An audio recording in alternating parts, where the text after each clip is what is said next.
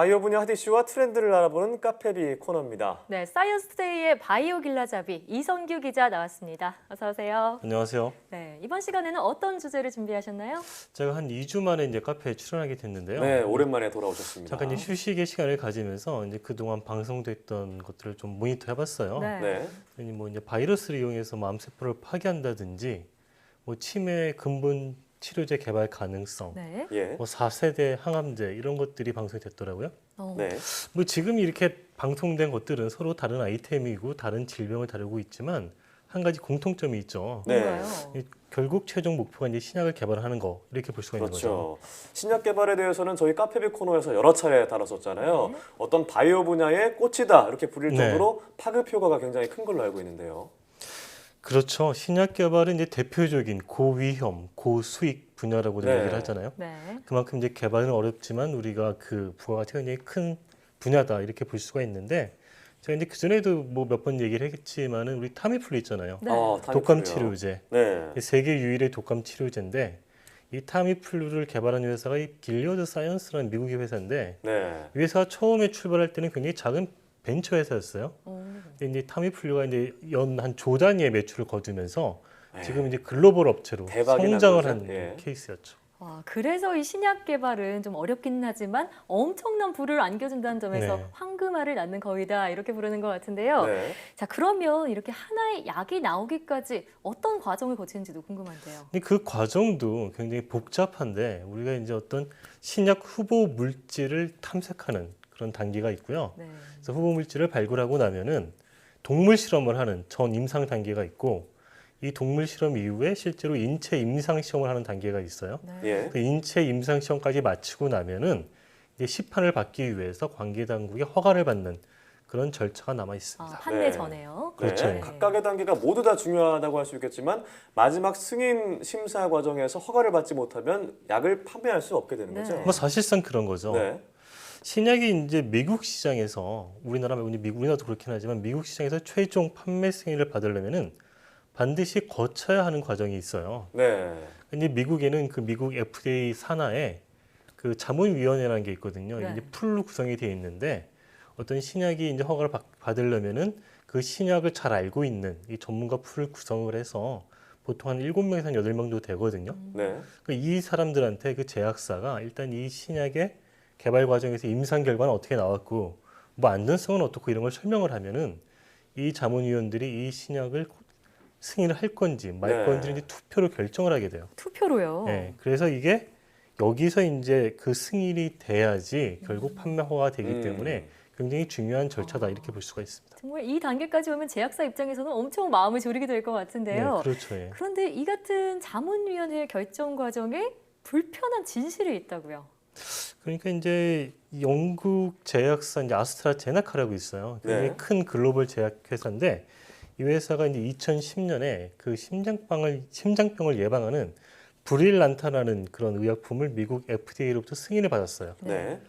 이 약이 이제 연간 매출액이 한 수십억 달러 정도 되니까 우리가 이제 흔히 말하는 조단위인 거죠. 네. 이제 이 제약업계에서 이렇게 조단위 매출을 올리는 의약품을 블록버스터약이라고 하는데 블록버스터요. 한마디로 이 아스트라제네카를 먹여 살리는 굉장히 중요한 의약품이다 약이겠네요. 이렇게 볼 수가 있죠. 음. 근데 이제 승인이 나고 나서 한 3년 정도 지난 다음에 그러니까 한 2013년, 14년쯤 된 거죠. 네. 10년에 승인이 났으니까 이 제약회사가 당시 그 자문위원회에 참석했던 의사 4명한테 어떤 컨설팅 사례비와 출장 경비 등의 명목으로 돈을 지원했다는 거죠. 네. 예를 들어서 마운트 시나이 아이칸 의대의 그 조나단 할퍼린 심장 전문의는 네. 이 같은 명목으로 같은 기간에 한 7,500달러 정도를 받았다는 거예요. 그러니까 여기서 중요한 게 기간이 지난 뒤죠. 승인 받은 이후에 그렇죠. 받았다는 거죠. 네. 예, 이와 별개로 또 이 의사는 이제 자신이 관여하고 있는 연구에, 그러니까 자신이 직접적으로 관여하거나 아니면 자신이 간접적으로 관여하고 있는 연구에 또 한 200만 달러 정도의 지원을 받았어요. 네. 어. 이런 거는 이제 미국의 그 과학 전문 잡지 사이언스가 근데 폭로해서 밝혀진 거였죠. 그렇군요. 네, 결국 이제 밝혀진 거군요. 참 미국이라고 하면은 신약 개발부터 어떤 과정까지 허가까지 굉장히 투명하고 공정하게 이루어질 것이라 생각했는데 이런 어두운 면이 있다는 게 좀 실망스럽기도 합니다. 네. 자, 그런데 앞서 말씀하신 승인 후 지급이라는 표현 하셨는데 정확히 어떤 의미인가요? 그러니까 이제 그 자문위원회가 있다 그랬잖아요. 네. 그럼 자문위원회를 구성을 하잖아요, 미국 FDA에서. 네. 근데 구성을 할 때 사전에 이 신약 개발과 어떤 이해관계가 있는 사람들은 원칙적으로 배제하게 돼 있어요.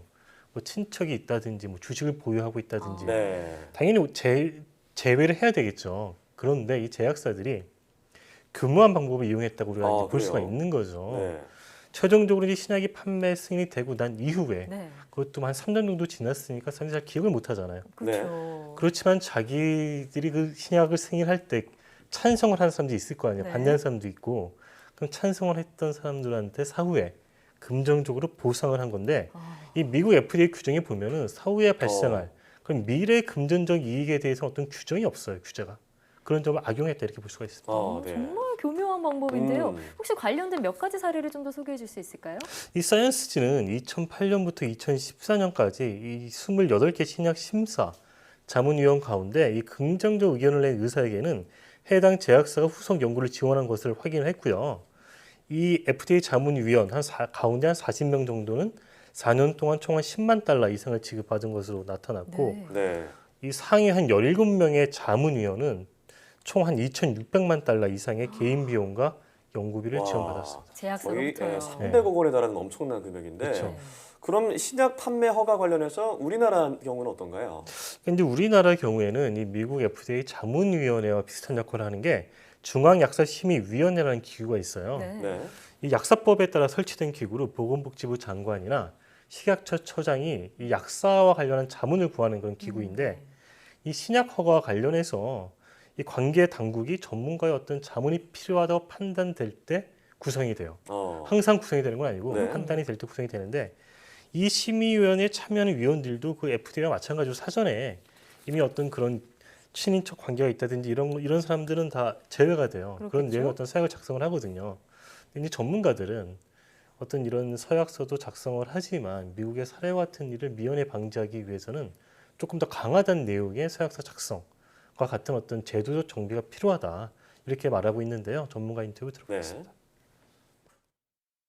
사전에 반드시 그런 서약을 맺고 평가를 진행하고 심의를 진행하면서 자문도 하게 돼 있습니다. 하지만 그것을 어떻게 사후에 일어나는 일까지 우리가 서약을 하고 진행을 할 수 있겠습니까? 그 부분에서 놓치는 부분이 있겠죠. 그래서 저는 사전에 서약을 하고 이런 부분이 사후에 대한 부분도 좀 더 타이트하게 명시가 되면서 경각심 차원에서 지적이 돼야 된다. 조금 부연해서 설명을 하면 신약 네. 개발은 이제 개발사도 관련돼 있고 의사도 관련돼 있고 관계 당국도 관련돼 있기 때문에 네. 이해 당사자가 굉장히 많아요. 네. 그래서 이런 게 사실은 어떤 그 개개인의 양심 이런 게 굉장히 중요하기 때문에 모든 절차 과정이 투명하게 진행이 되도록 그 이해 당사자가 각별히 노력을 해야 된다 이렇게 볼 수 있겠습니다. 네, 정말 이 승인 이후에 뒷거래까지 방지할 수 있는 그런 강력한 제도적 장치가 필요하겠다는 생각이 듭니다. 네. 네, 이번 시간에는 신약 개발의 마지막 단계인 승인 절차와 관련해 살펴봤는데요. 네, FDA 승인을 받은 의약품이라고 하면은 신뢰하시는 분들이 많은데 이런 뒷모습이 있다니까 씁쓸하긴 합니다. 네. 제대로 된 절차가 마련됐으면 좋겠다는 생각이 듭니다. 오늘 말씀 고맙습니다.